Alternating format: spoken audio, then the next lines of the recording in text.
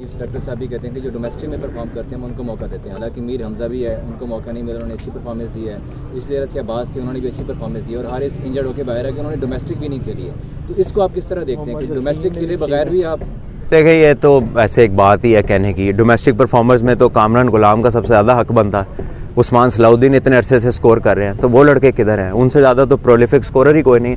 और वो जो स्कोर करते रहे हैं उनकी तो टीम है, कामरान गुलाम तो चैम्पियन टीम का हाईएस्ट स्कोरर है, तो उसको तो मौका नहीं मिला। लाया तो आपने 24 विकेटों वाले को या 20 विकेटों वाले को है, तो ऐसा हरगिज़ नहीं है कि परफॉर्मेंस की बात है। और परफॉर्मेंस का एक्सपोजर ये नहीं है कि वो सिर्फ टेस्ट में आए। अगर कोई डोमेस्टिक में लड़के परफॉर्म करते हैं तो आपके 3 से 4 ए टीम के टूर होने चाहिए, ताकि वो एक्सपोजर भी मिले और वो इंटरनेशनली कंडीशंस के में खेल के तैयार हों। 2 साल हो गए हैं, आपका कोई ए टीम का टूर नहीं हुआ।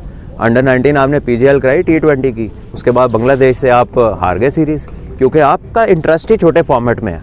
जब तक आप फर्स्ट क्लास क्रिकेट के साथ सीरियस नहीं होंगे तो आपको मुश्किलात होंगी बड़े फॉर्मेट्स। आके खेला है उन्होंने दुबई में 3 रोज़ा मैच जो खेला उसमें 6.5 की एवरेज में उन्होंने स्कोर किया। और उनकी जो इंग्लैंड लाइन आई थी उन्होंने भी 5.5 की एवरेज से किया। यहाँ पे आके भी उसी रन्स को उन्होंने जो मोमेंटम को जारी रखा। तो क्या हमारे प्लेयर्स को भी थोड़ा तेज़ खेलने की ज़रूरत है? फर्स्ट क्लास के मैचेस हुए, 31 में से 21 मैच ड्रॉ हुए हैं, रिजल्ट नहीं आया। बात यह है कि इंग्लैंड का प्लेइंग पैटर्न ही ये है, और ये कोई छुपा हुआ सीक्रेट नहीं है। ये 2015 के बाद से उन्होंने ये स्ट्रैटेजी डिज़ाइन कर ली थी।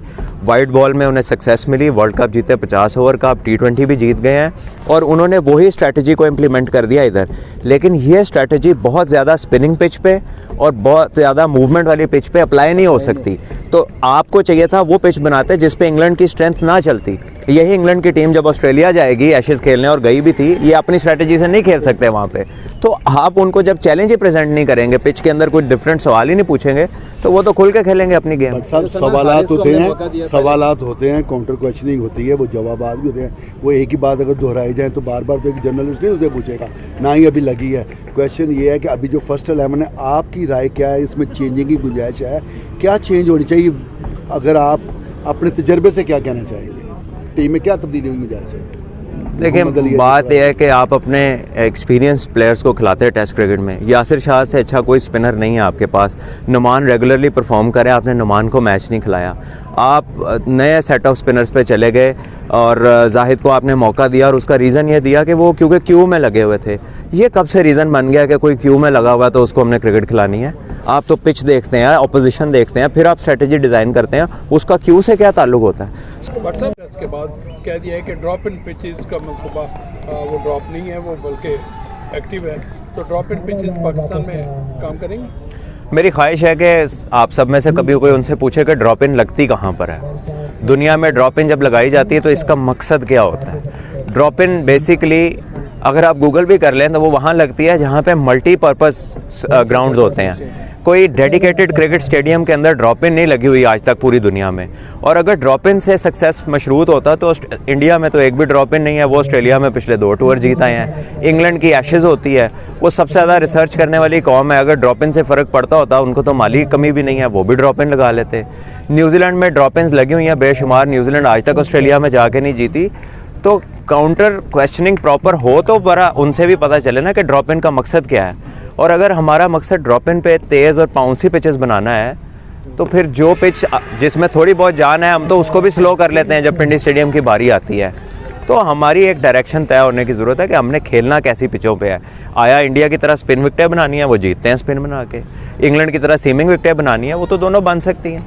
देखिए, अब इंग्लैंड का जो स्टाइल ऑफ प्ले है वो है अटैक करना, और जितना पिच बैटिंग के लिए अच्छा होगा वो उतना उनके स्टाइल को सूट करता है।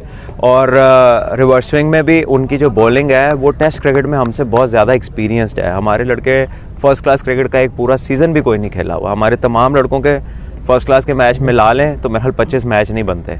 तो ये बहुत बड़ा डिफरेंस था जिसे एक्सप्लॉइट किया इंग्लैंड ने। और अगर हमने इंग्लैंड को चैलेंज करना है और अपने आप को ये चांस देना है कि हम वर्ल्ड टेस्ट चैम्पियनशिप में क्वालिफाई करें, तो हमें रिज़ल्ट ओरिएंटेड पिच बनाना है। अब या वो ग्रीन हो सकता है या वो स्पिन पिच हो सकता है, और ये दोनों पिच बन सकते हैं पाकिस्तान में। अगर कोई ये कहता है कि जी पाकिस्तान में पिच नहीं बन सकता, तो इसका मतलब है कि ठीक ठाक नॉलेज की उन्हें कमी है और इल्म नहीं है कि पाकिस्तान में क्या होता रहा है। अभी पीछे साउथ अफ्रीका सीरीज़ का फैसला हुआ है, इसी पिंडी की ग्राउंड पे आपने देखे डोमेस्टिक मैचेस का कितना फ़ैसला हुआ है। इसकी 20 साल तारीख निकाल लें, मेरे ख्याल 20 मैच इधर ड्रॉ नहीं हुए 20 साल में।